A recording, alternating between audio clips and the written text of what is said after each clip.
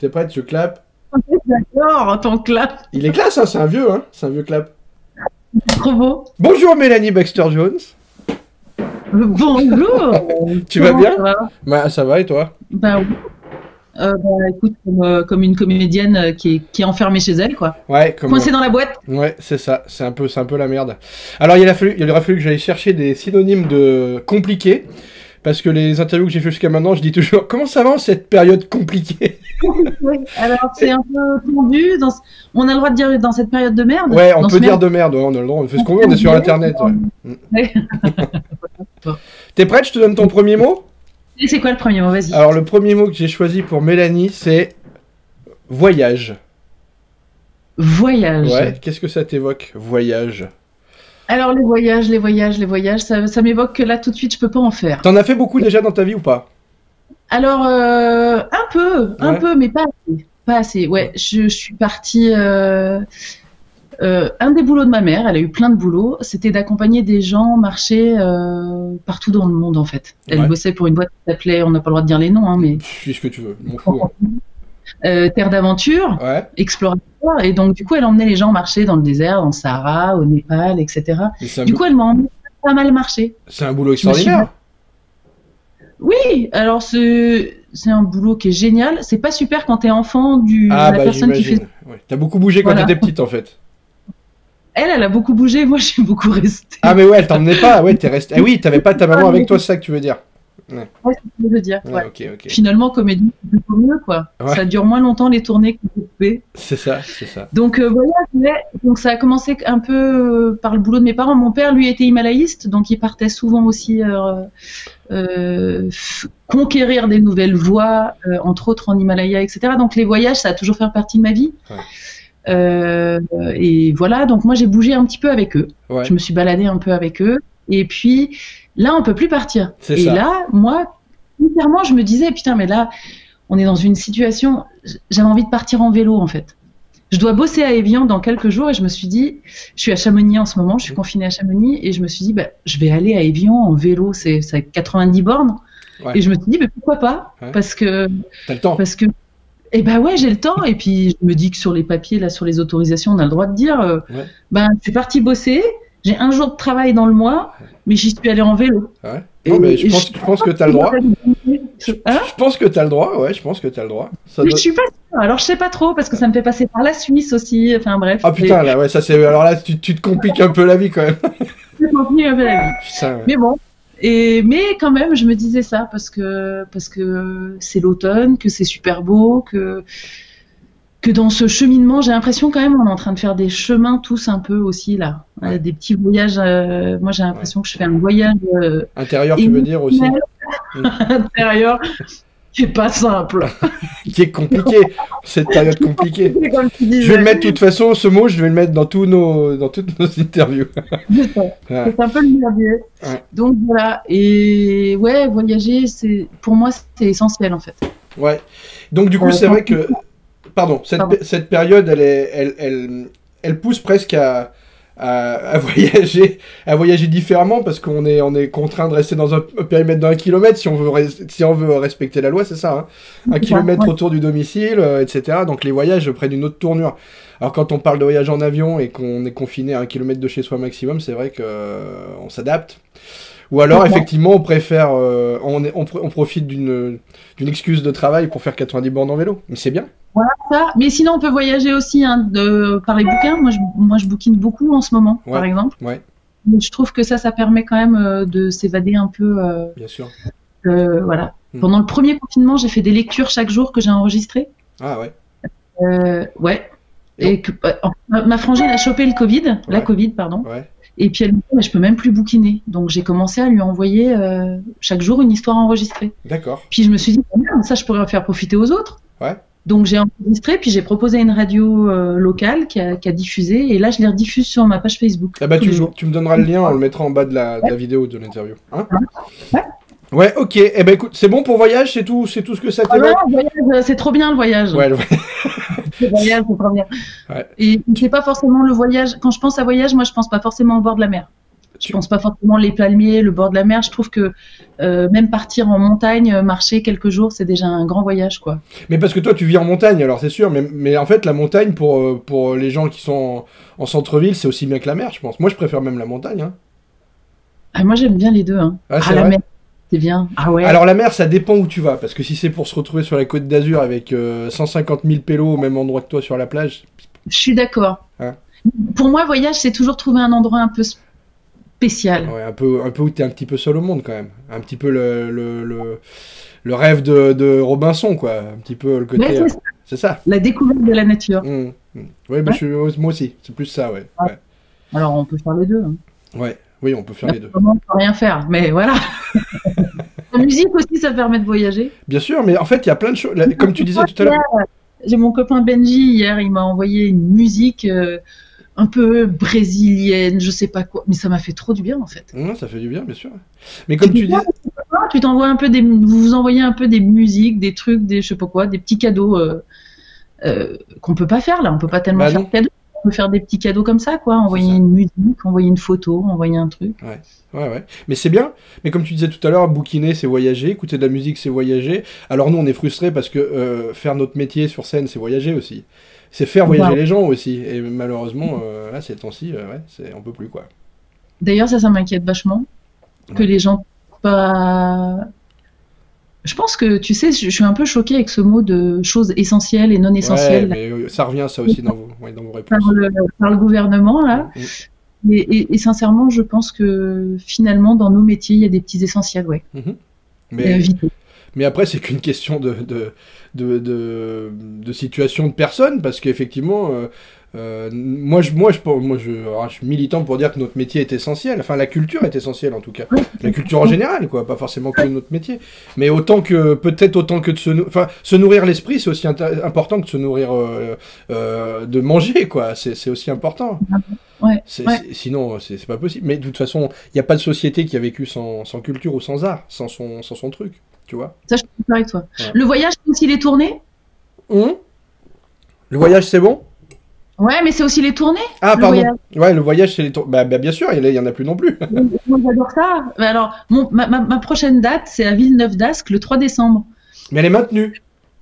Eh ben, pour le moment, elle est pas annulée, mais j'y crois pas trop. Ouais, je crois, ouais. Enfin, je veux pas porter la poisse, hein, mais j'ai envie d'y croire un peu quand même. Non, mais il faut toujours y croire, mais malheureusement, j'ai peur que, Le mec, hier, le Premier ministre, il a annoncé 15 jours de... Le mec... Attends, le gars qui s'en branle complètement, hein. Putain, moi je vais vraiment passer pour... non, le Premier ministre, un autre Premier ministre, bien aimé, a annoncé hier 15 jours de plus, je crois, de fermeture de... Il a rien dit pour la culture, hein. Je crois qu'absolument aucun mot. Pas un seul mot sur la culture. Il y a eu 0 mot sur la culture, mais j'ai halluciné. Pas rien, même pas une petite virgule, même pas rien. Parce qu'on n'est pas essentiel, Mélanie. Nous ne sommes pas essentiels. Pourtant, l'économie... Économiquement parlant, on est pas mal quand même, normalement. Oui, le cinéma, le théâtre, je sais pas. Enfin, je pense que c'est compliqué. Mais Mais t'as raison. Les bars et tout ça quand même. Ah non, mais la culture, ça pèse. C'est clair et net, quoi qu'il arrive. Mais oui, effectivement, pas de mots sur la culture. Je sais pas, je souhaite qu'au mois de décembre, tu puisses jouer. Hein. Je souhaite vraiment. Ouais, donc, j'ai déjà 17 dates annulées en décembre. Ouais, ça, on est tous... moi, j'en avais plus là, donc moi, c'est bon. Mais le premier confinement, il m'en a fait sauter, je sais plus, mais une quinzaine au moins, au moins presque 20, je pense. Pas loin. Après, il va falloir renouveler notre statut, ça aussi, ça va être quelque chose. Enfin bon, bref. On était dans le voyage, on n'y est plus du tout. Ah ouais, là, on est passé... Oh là là. J'ai pas touché les 20 balles à la case départ, là. Oh purée, ouais, c'est chaud. Tu veux que je te donne ton deuxième mot ? Ouais. Bah écoute, par rapport à ce qu'on s'est dit, je pense qu'il y a une transition qui se fait. Hein. Le deuxième mot que je t'avais choisi, c'est solidarité. Waouh. Ouais, c'est un mot un peu chargé de sens, ouais. Ouais, mais moi, c'est vraiment un mot que j'aime. Ouais. C'est un truc... Je viens de la montagne, donc. Et ici, la solidarité, c'est quelque chose qui existe vraiment. Ouais. Je trouve que dans notre métier, parfois ça existe, et parfois pas du tout. Ouais. Il y a les deux côtés. Mais pour moi, c'est une valeur qui est essentielle, la solidarité. Ouais. Vraiment. Ouais. Pendant le premier confinement, ici, par exemple, il y a des paniers repas qui ont été offerts... Enfin, pas offerts d'ailleurs, hein, mais les producteurs se sont retrouvés avec de la bouffe. forcément. Ouais. Et il fallait bien qu'ils écument un peu leur culture, etc. Et donc, du coup, il y a tout un système de solidarité qui s'est mis en place pour que les anciens puissent en bénéficier en premier, par exemple. Ouais, c'est ça. Et donc, voilà. c'est des associations qui se sont occupées de ça ou ça s'est fait Ouais, c'est une association locale qui s'appelle Butch à Butch. C'est un copain qui est allé voir cette association en disant, il faut qu'on essaye de faire quelque chose. Et puis, ça s'est mis en place très vite. La compagnie des guides a pris le relais en prêtant des minibus. Enfin, tout s'est mis en place très, très vite. On a aussi ce truc un peu qui est... L'invention de la sécurité sociale viendrait de par chez nous. Ah bah tiens, tu m'apprends un truc. Okay. Avec la caisse de secours des guides. Ah ouais, d'accord, ok. C'est-à-dire qu'il y a une caisse de secours et quand quelqu'un est dans la merde, on aide. Et ça, c'est vraiment des... Voilà. Bah, c'est de la solidarité au sens concret, vraiment, quoi. Ouais, concret, voilà. Moi, mon petit bout de solidarité pendant le confinement, j'en parlais tout à l'heure, là, c'était d'avoir raconté des histoires, de les avoir offerts à la radio. Tous les jours, j'ai fait entre 20 et 1 heure d'émission par jour, gratuite. Donc, c'est du job, hein, quand même. Ah bah, évidemment que c'est du job, bien sûr, bien sûr. Voilà. Et puis, ouais, moi, je trouve que c'est plus que nécessaire, en fait, de s'entraider les uns les autres. Est-ce que tu penses est-ce que tu penses qu'aujourd'hui, c'est une valeur que les gens reconnaissent ou pas appliquent? Je parle de gens, ne serait-ce qu'à l'échelle de notre pays, la France. Est-ce que c'est quelque chose qui existe beaucoup, ou est-ce qu'on l'a perdu? Est-ce que les gens savent ce que c'est, la solidarité? Est-ce que face à cette Covid et à la situation qu'on connaît, est-ce que ça se développe plus? Est-ce que les gens la redécouvrent? Sincèrement, je crois qu'il y a plusieurs échelles. Et que chacun monte au barreau de l'échelle qu'il a envie d'essayer, quoi. Je trouve pas qu'on soit très solidaire, non, le peuple français. Ouais. Je trouve que malheureusement, on tire quand même un peu tous dans notre cour. Enfin, je veux dire, les choses sont... Chacun tire un peu la couverture à soi et c'est un peu dommage. Moi, j'aimerais bien que ce soit une valeur qui se développe vraiment. Ouais. Et je crois pas qu'on soit super solidaire, même dans notre métier, hein, je veux dire, les gens se tirent dans les parties. Moi, j'ai jamais, par exemple, de mal à partager un casting avec des gens, à envoyer des trucs, à aider les gens. Ça, c'est quelque chose pour moi qui est important, vraiment, et je pense que je le fais sincèrement, quoi. Et je vois que ça marche pas dans tous les sens comme ça, par exemple. Ouais, c'est vrai. Et je pense sincèrement qu'on aurait à gagner d'être vachement plus solidaire. Que personne n'a rien à perdre, en fait. D'être là pour les autres et puis de partager. Moi, je me paume un petit peu là-dedans. Tu crois que c'est... aidante ou solidaire avec... Avant d'être solidaire avec moi-même. Parfois, je manque un peu de solidarité envers moi-même. Mais c'est ça, c'est-à-dire que c'est plus vers les autres que vers toi-même, ouais. Mais est-ce que c'est une valeur qu'on nous apprend à l'école? Comment ça se fait? Je veux dire, comment tu l'expliques qu'on soit pas solidaire? Tu dis dans notre métier, par exemple, mais c'est vrai, je pense que c'est valable dans tous les métiers. Il y a des gens comme toi qui ont l'impression de donner pour les autres et de le faire naturellement, parce que ils imaginent que la vie marche comme ça. Et moi, je partage assez ton point de vue là-dessus. Et d'autres, on constate qu'ils sont ok pour prendre, mais pas tellement ok pour donner. Est-ce que c'est de la peur? Est-ce que c'est de l'éducation? Est-ce que c'est une peur? Comment tu l'expliques? Moi, je trouve que c'est un petit peu franco-français. J'ai bossé pas mal en Angleterre. Ouais. Entre les comédiens en Angleterre, ce n'est pas du tout le même rapport. D'accord. Pas du tout. C'est-à-dire que les plans se partagent.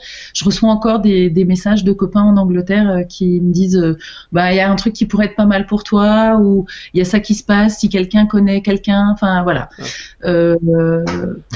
Je crois que c'est assez français, en fait. Ouais.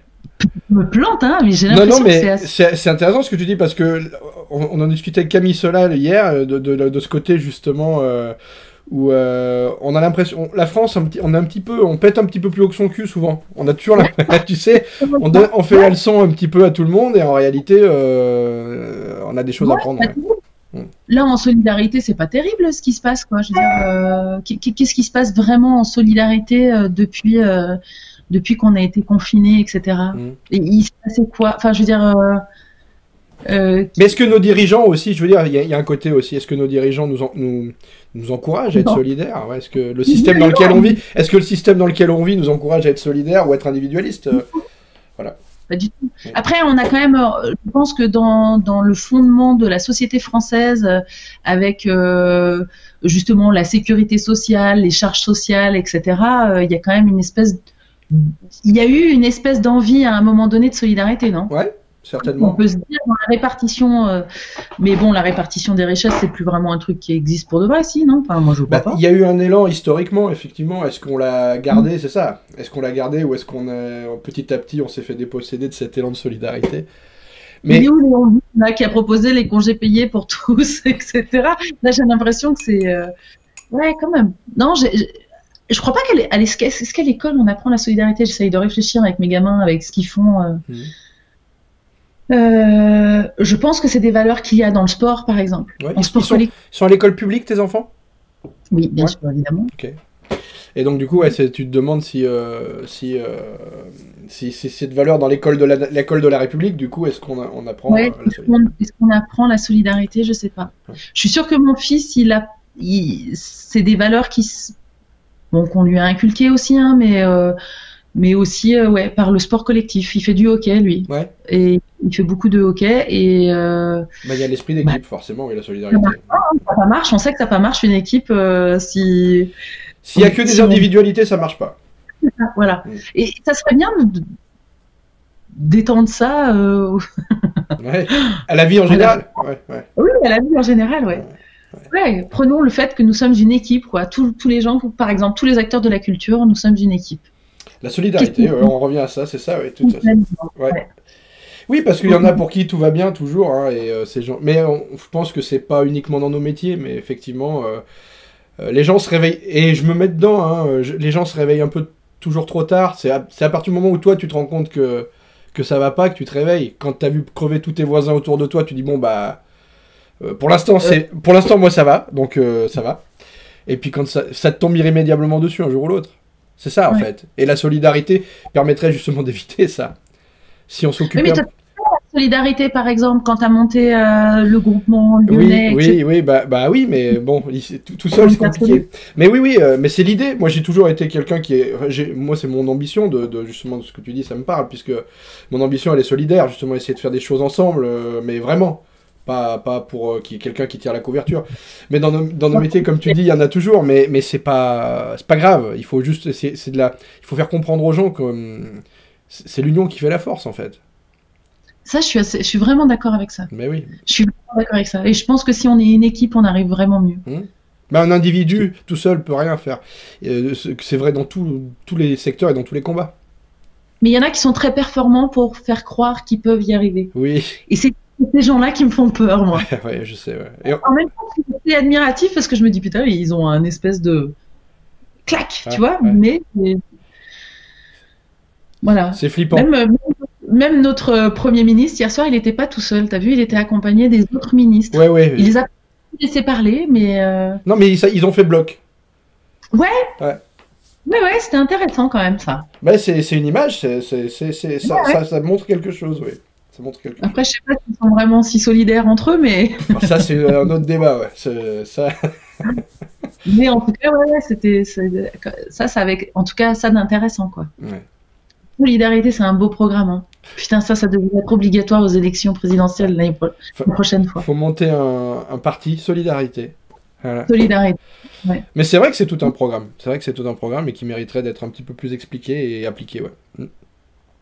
Et parfois, tu fais des choses super solidaires et tu te rends compte que, tu sais, sur des projets associatifs, tu as dû en faire plein des projets associatifs, que ce soit pour toi, pour les gamins ou je sais pas quoi. Et ouais, il y a plein de gens qui n'y participent pas, quoi. Alors qu'ils sont les premiers concernés, c'est très étonnant. Ouais. On a toujours une bonne excuse, hein, pour ne pas participer. C'est-à-dire que il y a les gens qui d'entrée de jeu te disent moi ça m'intéresse pas. À la limite, t'as plus de respect pour ceux-là que ceux qui disent ah mais c'est génial, mais qui viennent jamais. C'est ça. Et il y en a qui disent moi ça m'intéresse pas et ils participent quand même. Ouais, c'est ça. Finalement, ils arrivent à dégager un peu de temps. Évidemment qu'on a tous des vies à la con où on court après le temps. Ouais. Ça c'est hyper intéressant parce que regarde là on peut pas dire qu'on court vraiment après le temps. Enfin je veux dire. Ah bah là en ce moment. Ouais, mais t'as vu comme c'est dur de s'organiser dans ce merdier ? Bien sûr.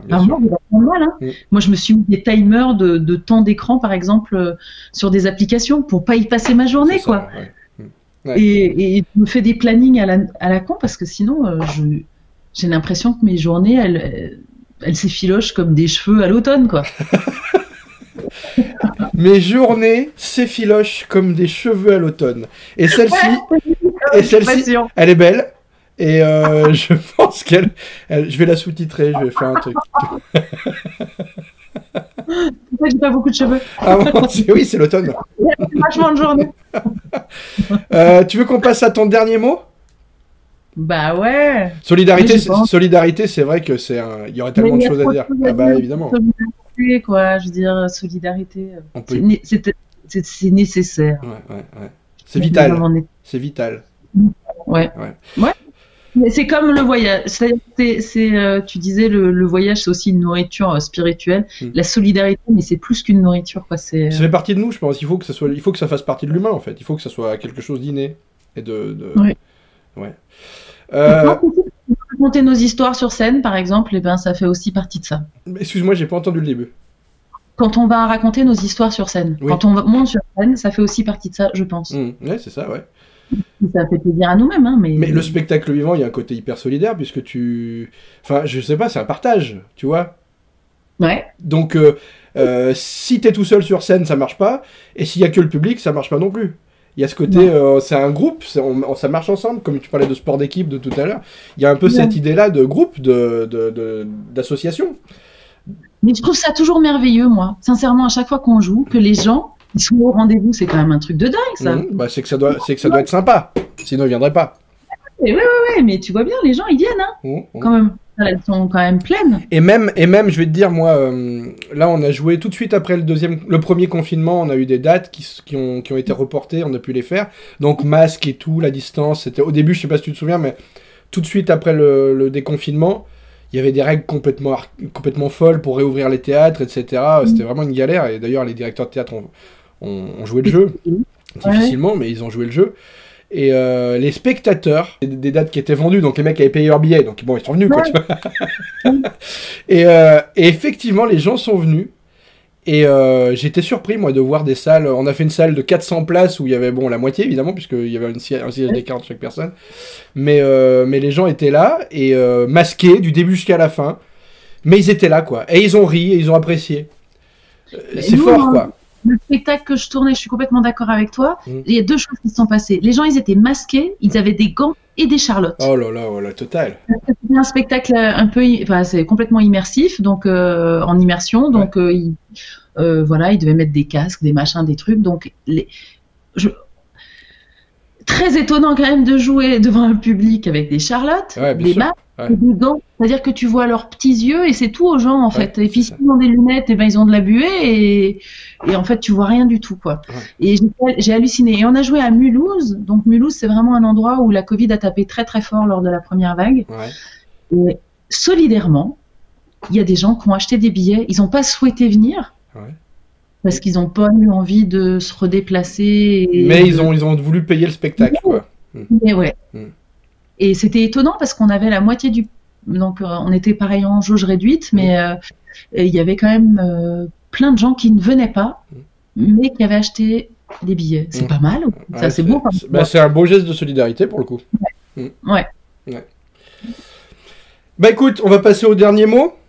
Qu'est-ce que t'en penses? Je pense qu'il va te parler ce dernier mot. C'est pas le plus simple non plus, je pense. T'es prête? C'est pas Perpouette. C'est pas Perpouette. Ok. Le mot, c'est femme. Ah, ouais. Tu vois, je savais pas à qui le donner ce mot, mais c'est... En fait, tous mes mots, là, sont des mots que j'ai récupérés dans tu sais, les hashtags, tous les mots qui sont dans l'actualité, en fait. Et femme est un mot fort dans l'actualité aujourd'hui. Carrément. Bah déjà, moi, je suis très heureuse d'être une femme. Bon, bah déjà, c'est déjà pas mal. Oui, je suis super heureuse d'être une femme. C'est pas simple, hein. Putain, c'est vraiment pas simple d'être une nana, même en 2020, bientôt 2021. Sincèrement. Alors, cette année, moi, j'ai écrit oui, c'était cette année, l'année passée, j'ai écrit un spectacle, justement, sur les femmes et les hommes, sur les différents hommes-femmes, qui s'appelle « Sois toi et t'es belle » à la place de « Sois belle et tais-toi ». Oui. C'est mieux, hein? Bah, c'est bien, beaucoup mieux même. Soit toi et t'es beau, ça marche pour toi aussi. Ça marche aussi, oui, tout à fait. Et Bah quand même les femmes quoi, putain. Et alors là, j'espère que t'as du temps, hein, parce que je vais tirer mon fil. Vas-y, tire ton fil. Non, mais c'est pas simple d'être une femme. Encore aujourd'hui, hein. Donc on est d'accord que là maintenant, à partir de maintenant, les femmes qui sont salariées, qui ont un vrai métier, je dis vraiment ça. Oui. Un métier essentiel, un métier essentiel. Ouais, un métier essentiel, voilà. Celles qui ont un métier essentiel, et même celles qui n'ont pas un métier essentiel d'ailleurs. Ouais. Elles sont plus payées. C'est-à-dire qu'à rapport salaire homme-femme, à partir de début novembre, les nanas, bah, c'est comme si elles bossaient gratos, quoi. C'est ça. On est pas mal, hein, quand même. On est bien dans notre société. Et on est au 21e siècle, ouais. On est au 21e siècle. Alors, moi, j'ai fait plein de recherches pour essayer de comprendre, en fait, d'où venait tout ça. Alors, évidemment qu'il y a notre société patriarcale et voilà, mais j'ai fait vraiment des découvertes étonnantes. En Suisse, dans un canton, par exemple, en Suisse, il n'y a pas très longtemps, donc on parle d'il y a 20 ans, les femmes ont eu le droit de vote dans un des cantons. Ouais, mais c'est drôle, mais c'est pas drôle, en fait. Non, c'est pas drôle, non, c'est pas drôle. C'est pas drôle. Ouais. Et donc là, dans le spectacle que je fais, donc c'est un spectacle qui est destiné plutôt à un jeune public. Ouais. Et donc on compare un peu, je vais pas raconter l'histoire de mon spectacle, mais il y a on compare un peu les hommes et les femmes en fait. Le but du spectacle est pas les hommes et les femmes, mais le traitement réservé aux hommes et aux femmes, aux filles et aux garçons. Et c'est quand même assez étonnant quand on dit aux enfants aujourd'hui, vous savez que les femmes elles sont moins payées que les hommes. On leur dit dans le spectacle, pas comme ça, hein, mais voilà. Les gamins ils hurlent en disant mais non, mais c'est pas vrai, c'est pas juste. Pourquoi elles seraient moins payées pour le même travail? Et oui, donc naturellement, ça choque tout le monde en fait. Il y a que les adultes que ça choque pas, quoi. Ouais, que les adultes, enfin que les gens de pouvoir, que ça choque pas. Ouais. Dans notre métier, par exemple, les inégalités, elles sont juste dingues. Il y a vachement moins de boulot pour les réalisatrices parce qu'on prête moins facilement de l'argent aux femmes. C'est quand même drôle, ça. Tu sais, on va moins leur donner, où elles peuvent faire des films mais à plus petit budget. Ouais. Oui, parce que vous êtes des femmes. Ouais. C'est l'horreur. Non, mais c'est ça l'argument en fait. Qu'est-ce que c'est l'autre argument? Et moi, mon argument, c'est jamais de dire que les hommes sont moins bien que les femmes, parce que j'y crois pas à ça. Moi, j'adore ça, les hommes. Mais vraiment, hein, c'est-à-dire que je trouve ça trop bien. Mais j'adore les hommes, je trouve ça trop bien. J'aimerais bien qu'on soit égaux, quoi. Bah, j'aimerais vraiment bien qu'on reconnaisse qu'on n'est pas que des quiches, quoi. Non, mais c'est vrai. Non, mais c'est horrible. Il y a eu, pour rentrer dans ce que tu racontes, là, j'ai vu aussi le traitement de la pandémie Covid dans le monde et tous les pays qui étaient dirigés par des femmes. Alors, je sais pas d'où ça vient, mais statistiquement, c'en était mieux tiré que les autres, en fait. Mais oui, mais t'as vu la présidente de Nouvelle-Zélande. Ouais. Dingue. Elle a géré sa...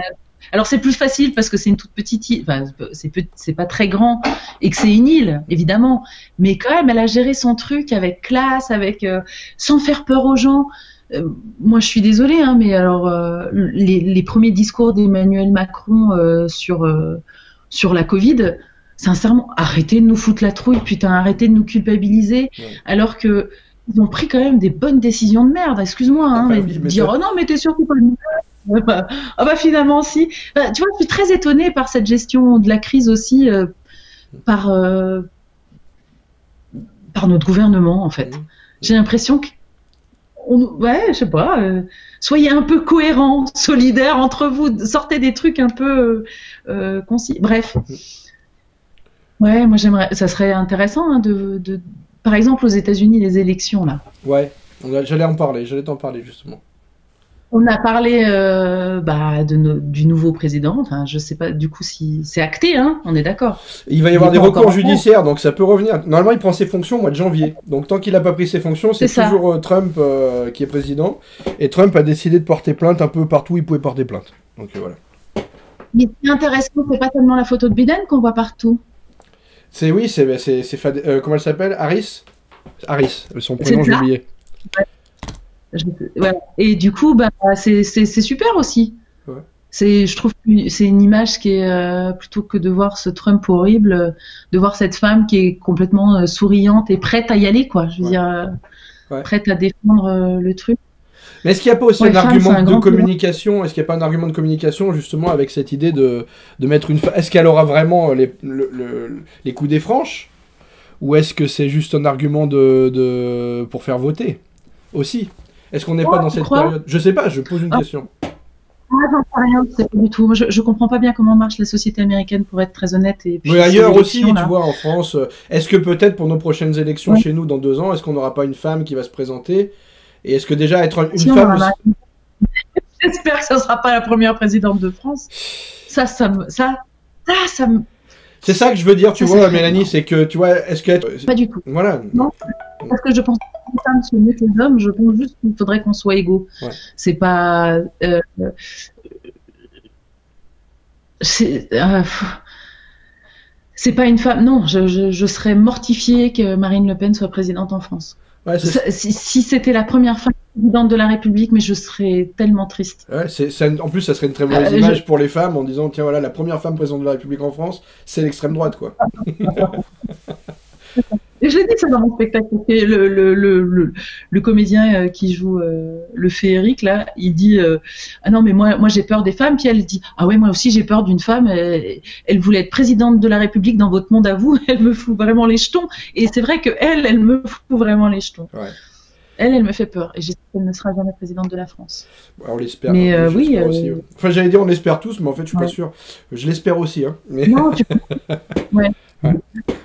Mais pourquoi pas? Je serais très heureuse s'il y avait quelqu'un qui avait des idées et la compétence de le faire. Très heureuse de la soutenir, par exemple. Mais comme tu dis, en France, qui on aurait comme potentielle candidate en face de Marine Le Pen, justement, pour contrebalancer? Christiane Taubira, par exemple, qui a été ministre, qui cumule le fait d'être une femme et d'être une femme de couleur, en plus. Non, alors t'imagines, toi. Hein. Dommage qu'elle soit pas lesbienne, parce que là, on pourrait vraiment marquer des points. Plein. Bingo, tac. Là, ça serait parfait. Ouais. Je sais pas qui pourrait être une bonne présidente de la République aujourd'hui, pour de vrai. Ouais. Mais homme ou femme, d'ailleurs, j'imagine. Ouais. Homme ou femme, c'est pas la question. J'ai pas d'idée, mais j'espère qu'il y en a qui en auront un.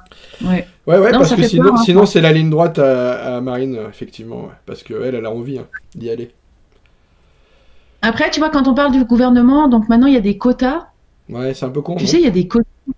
Bah ouais, sérieusement. Dans notre métier aussi, c'est vachement. Si on parle de téloche et cinéma, 98% des femmes sont les infirmières, par exemple. Mais 98% des hommes. Oui, c'est ce que j'allais dire. Dans la réalité, ça n'est pas vrai. Ça n'est pas la réalité. Alors, dans la réalité, il y a quand même beaucoup de femmes infirmières, plus de femmes infirmières que d'hommes quand même, je pense. Ouais. Mais pas que. Ouais. Et justement, c'est bien de montrer. Les gens regardent vachement, par exemple, la télé. Bah, ça, c'est bien et puis là, en ce moment, de plus en plus, t'imagines, toi. Est-ce qu'ils regardent la télé plus? Ça c'est intéressant, je sais pas. Avec je sais qu'ils regardent des plateformes. Ah oui. Oui, mais ils ont regardé des plateformes. Ils ont regardé des films à la demande plutôt que la télé, non? Je sais pas. Ça, je sais pas. Netflix, etc. Quoi. Mais en tout cas, je pense que, tu vois, nous, on tourne tous les deux. Je trouve que c'est... Je connais des directeurs de casting qui essayent d'essayer de changer un peu la donne. Quand ça peut être un homme ou une femme. Par exemple, dans le spectacle que je fais, là, en ce moment, pour le théâtre de Vidy, ils cherchaient des mecs. Et moi, j'ai écrit en disant, je suis désolée, mais ces rôles-là pourraient très bien être joués par des femmes. Et puis, ils m'ont reçu finalement. Bon, ben voilà. Mais il faut toujours, par contre, argumenter. Ouais.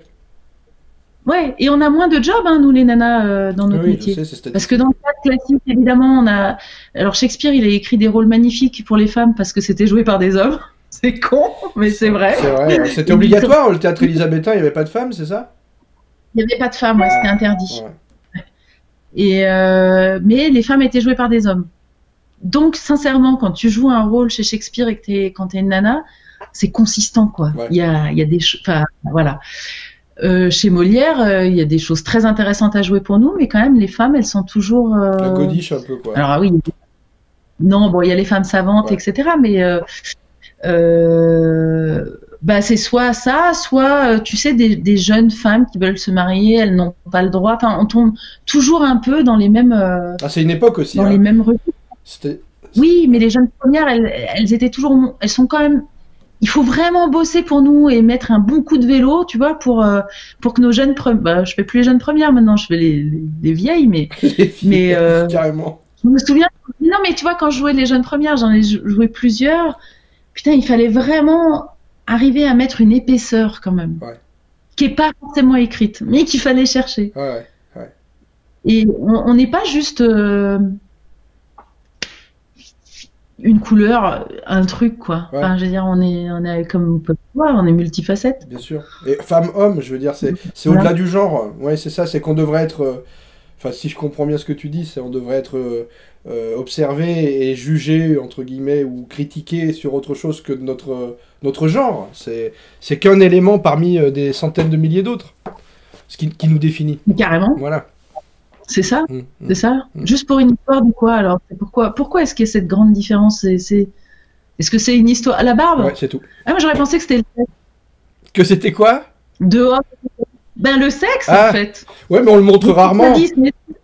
Nous dedans, hein? Ouais, mais enfin sur scène, on voit. Moi, j'ai rarement montré mon sexe sur scène, par exemple. Tant mieux, parce qu'on a vu plein de spectacles avec des gens à poil et j'ai pas trouvé que c'était tellement formidable. C'est vrai. Non, mais c'est vrai, il y a eu toute une période. Il y a eu une mode. On mettait tout le monde à poil. Il y a eu une mode là-dessus. Ouais, surtout les mecs d'ailleurs. Bah, bien sûr. Ouais. Bon, je suis contente que ça soit passé.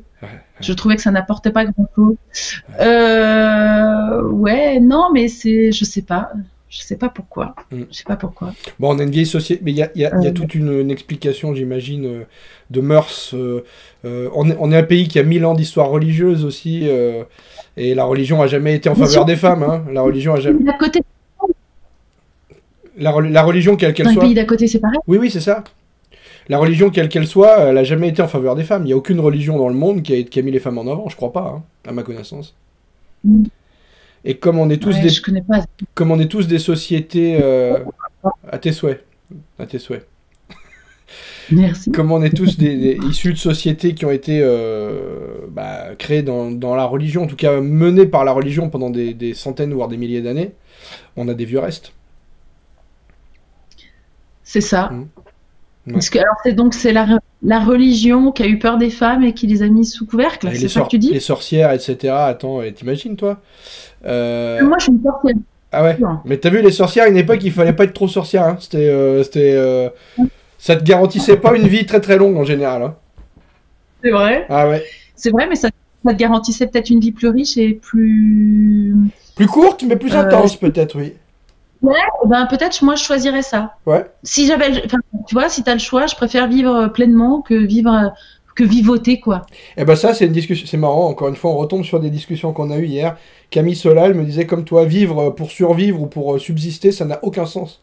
Vivre, c'est faire des choses, il faut profiter, voilà, servir à quelque chose, ouais, vibrer, ouais, c'est ça, ouais. Vibrer aussi. Je veux dire, moi j'ai besoin, ouais, chaque jour, je me dis, alors c'était quoi des trucs chouettes de la journée? C'était quoi? Alors parfois, là, en ce moment, j'ai du mal, mais quand même un peu, je trouve. Ouais, mais oui, on trouve toujours. Ouais. Ouais. Mais c'est vrai que la religion n'a pas aidé vraiment les femmes. Non. Là, j'ai lu un article là sur justement des sœurs et par rapport à la religion catholique qui essayent d'avoir plus de place en tout cas. C'est intéressant ce débat aussi parce que bon. Bah oui. On rappelle que chez les protestants, des femmes peuvent être pasteurs. Que chez les catholiques, moins déjà. Voilà, et puis ils peuvent aussi faire l'amour. Ouais. Et je pense que ça joue beaucoup. Hein. Ils peuvent avoir des enfants, etc. Ouais. Ouais, c'est ça. Voilà. Mais je rappelle quand même qu'un truc sur les femmes, ça c'est vraiment, je trouve que c'est important. Nous avons le seul organe qui nous permet d'avoir du plaisir et qui ne sert qu'à ça dans notre corps. Non, mais c'est vrai. Oui. Vous ne pouvez pas en dire autant, vous, non, les mecs. Non. Pour de vrai. Non. C'est pour ça que dans certains pays, on mutile et on coupe. Ah oui, c'est horrible. Mais ça aussi, c'est un truc très très religieux, c'est mystique, ça n'a aucun sens. C'est encore une fois pour asseoir le patriarcat. Est-ce que c'est religieux ou est-ce que c'est extrême? Ah bah c'est les deux. Est-ce que c'est une religion ou c'est sectaire? Oui, sectaire, mais ouais, mystique. En tout cas, il y a une raison mystique là-dedans. Et je crois qu'il y a toute une cérémonie de toute manière avec. Tu parles de l'excision, hein. Il y a toute une cérémonie, etc. Moi, j'ai un oncle qui est pasteur, pasteur au Bénin. Alors, il a connu tout ça. Un grand oncle. Ouais, c'est. Mais c'est hyper ancré, c'est-à-dire que c'est culturel, c'est hyper compliqué de militer contre ça. Mais ça avance, hein, mine de rien, quand même. Ouais, ça avance. Ça avance, mais tu vois, j'ai travaillé pour la Maison des Femmes l'année passée, là, avec Nils Tavernier. On a refait des petits films, justement, contre l'excision, et puis pour expliquer aux gynécologues que faire. Et donc, à la Maison des Femmes, à Saint-Denis, ouais, ils font de la reconstruction clitoridienne. T'imagines le chantier, quoi. Enfin, je veux dire, ouais. Donc, ils cherchent de l'argent pour déjà informer les gens, et puis informer les femmes de leurs droits, etc. Et puis travailler sur leur corps afin qu'elles puissent récupérer peut-être du plaisir ou faire des enfants ou enfin vont avoir un autre rapport avec leur corps, etc. Oui, mais déjà ne serait-ce que psychologiquement, avoir une autre vision. Oui. Voilà. Mais elles font un travail formidable, quoi. Enfin, je veux dire, la Maison des Femmes, elle et il d'ailleurs, parce qu'il y a évidemment des médecins hommes, mais juste un travail de dingue, quoi. Et des petits films qu'avait fait Nils Tavernier, ils étaient super. J'avais tourné avec Nils Tavernier une fois, moi, c'était d'ailleurs vers chez toi, là-haut. C'était pour une série. C'était quoi? Une série... La Faute? Ouais, c'est ça. Ouais. Et j'avais tourné aussi dans La Faute, ouais. Et tu le connais bien, alors, Nils Tavernier? J'ai travaillé avec lui sur La Faute, Facteur Cheval, et puis... Ah oui, Facteur Cheval aussi. Ah ouais, ouais, c'est vraiment un réalisateur que j'adore. Ouais. Bon, super. Ouais, j'aime vraiment son travail et j'aime beaucoup l'humain. Ouais. Oui, moi je l'ai côtoyé peu, mais je vois pourquoi tu peux dire ça. Oui, c'est quelqu'un qui a l'air d'avoir une humanité assez à fleur de peau. Oui, un peu écorché, mais j'adore aussi. Ouais. C'est ça. Ben, il vibre lui. Hein. Oui, il vibre. Aussi. Il vibre beaucoup. Il fait que ça. Il est toujours en train de. Ouais. Vraiment, c'est quelqu'un qui est vraiment très chouette. Bon, bah écoute, c'est super. On a fait le tour, tu crois? Bah, la question des femmes, il y a trop de choses à dire. Ah, mais de toute façon, on peut pas tout dire. C'est une responsabilité que d'élever une fille de nos jours aussi, je trouve, et un garçon. Alors, tes enfants, c'est quoi, toi? Mes enfants, c'est quoi? Mes enfants, c'est... Moi, j'ai un garçon, je peux pas te dire. J'ai un Merlin qui a 14 ans, qui fait 1m80, et puis que j'essaye d'élever en bon féministe. Alors ce mot, il fait vraiment peur aux gens, hein, mais non, mais en bon humain. En tout cas, oui, je comprends ce que tu veux dire. Le mot féministe, il fait peur aux gens parce qu'il s'oppose en fait. Ils ont l'impression que le mot s'oppose aux hommes, alors que c'est pas ça du tout. Pas du tout. Alors il y a des féministes qui sont extrémistes évidemment, comme partout. Ouais, bien sûr. Pas extrêmes. Et là, 14 ans, c'est le début aussi de tout ça, quoi. Tu vois, du rapport qui change, etc. Et le respect, etc. des autres. Le respect, c'est important. Hein. Et ça d'ailleurs, c'est très compliqué pour nos jeunes ados en ce moment et nos jeunes adultes de vivre ce qu'ils devraient vivre très naturellement. De comment est-ce que, si t'aimes bien quelqu'un, t'as le droit de la prendre par la main ou pas? Non, t'as plus le droit. T'as plus le droit de toucher les gens, t'as plus le droit de les embrasser. Oui, non, mais c'est une question. Moi, nous, on est la génération capote, mais là, c'est encore bien pire là. Masque, gants, enfin, je veux dire. L'autre est un danger potentiel. C'est hyper compliqué et je pense qu'on est en train de flinguer un peu une génération. Je suis assez d'accord avec toi là-dessus. Ouais. C'est vraiment complexe. Ouais. Et ma deuxième enfant, c'est Ninon, qui a 10 ans. Voilà. C'est une petite fille, déjà bien grande. Et c'est pareil, alors elle est à fond. Hein. Elle met beaucoup de t-shirts girl power. Non, mais c'est vrai c'est quelque chose qui l'intéresse.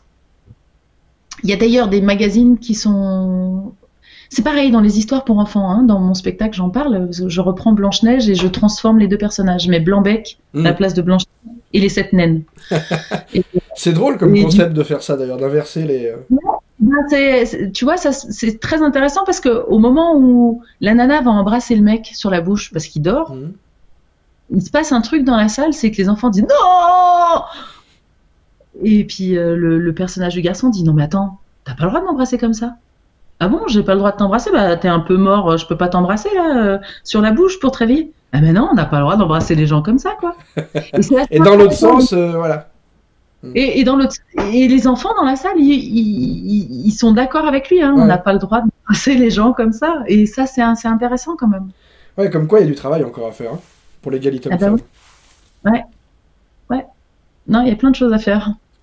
Donc on sert à ça aussi, c'est génial ce que tu racontes, parce que tu vois, il y a au-delà de nos métiers qui sont là pour détendre, qui sont pas essentiels, qui sont machin. Tu vois en quoi ils sont essentiels, mine de rien, ce que tu racontes là, pour moi c'est essentiel, c'est hyper important, c'est de l'éducation. De la bonne éducation, de la belle éducation bien faite, avec des spectacles, avec de la réflexion. On n'impose rien, mais on propose, et on propose la réflexion, c'est ça. On incite les enfants à réfléchir, c'est hyper important, c'est primordial. J'aime bien dire qu'on lance des graines, et puis il poussera des beaux arbres ou pas, oui, quoi, tu vois. C'est ça. Ouais. C'est pas... La réflexion, le bleu et le rose aussi, c'est intéressant, tu vois, le bleu et le rose, l'histoire du bleu et le rose. Si tu rentres dans une église, toutes les nanas sont en bleu, quoi. Moi, récemment, mon fils avait... donc, lui, à l'école, il emmène toujours une lunchbox à midi, c'est moi qui lui fais à manger. Et il a quel âge? Il a 4 ans. Et on est allé choisir sa lunchbox à Decathlon, tu vois, et il a pris la rose. Et personne ne lui a rien dit. Évidemment, on va dire, non, mais attends. Et l'autre jour, on va lui acheter des pantoufles bêtement dans un magasin à côté. Et il voulait des pantoufles panda. Il y avait des pantoufles panda, je lui ai dit, ok. Et puis à côté, il y a des pantoufles roses. Et le vendeur qui était là, il disait, bon, ben celle-ci, c'est pour les filles. Et je lui dis, bah non, je lui dis, Snell, tu choisis ce que tu veux. Hein, si tu as envie de celle-là, tu prends. Alors il dit, oui, mais alors celle-ci, c'est plus garçon. Puis là, c'est plus les filles. Et tu vois, il y a encore ça. Dans les rayons des magasins, c'est ancré, ça c'est pour les garçons, ça c'est pour les filles. Et t'as pas le droit, tu vois. J'ai moi, tu fais ce que tu veux. Là, pour Noël, notre voisine me filait une Barbie, il s'amuse avec une Barbie, tu vois. Je dis, bon, bah, il s'amuse avec une Barbie. Mais enfin, il est où le mal? C'est pas grave. Bah, le seul mal que je vois dans Barbie, c'est que la dame, elle est vraiment anorexique. Et elle est nue en plus, celle qu'il a là. Elle est tellement grande que si elle tenait debout, eh ben, elle tomberait. On est bien d'accord, ouais. Mais sinon, évidemment que c'est important de jouer avec des poupées. Enfin, je veux dire, il t'a vu s'occuper de lui. Bah ouais, bien sûr. Ouais. Et voilà.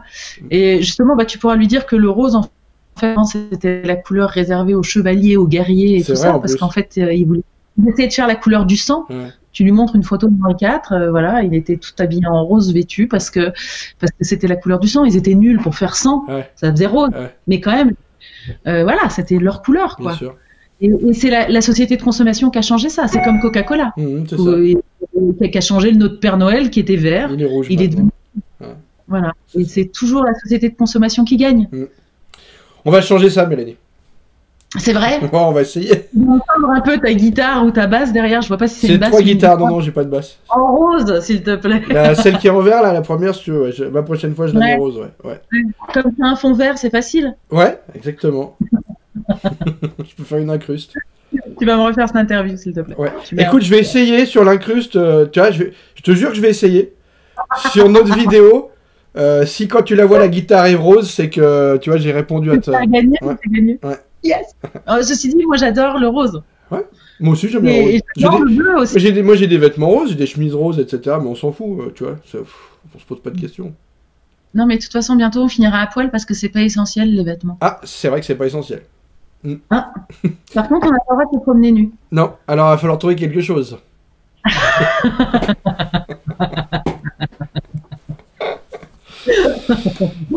Bon, écoute, je te remercie. Et moins 10, dans 10 minutes, j'ai un rendez-vous avec quelqu'un d'autre. Oui, bon, tu embrasseras quelqu'un de mieux. Ah, non, quelqu'un d'autre, pas quelqu'un de mieux.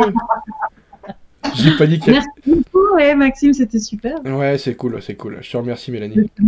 Ça m'a fait du bien, ce petit moment-là. Je te remercie. Bon. Je te laisse parce que j'ai pas envie que tu sois en retard, c'est pas bien d'être en retard. Merci, Mélanie. Prends soin de toi. Take care. Ciao. Bye. Salut. Ciao.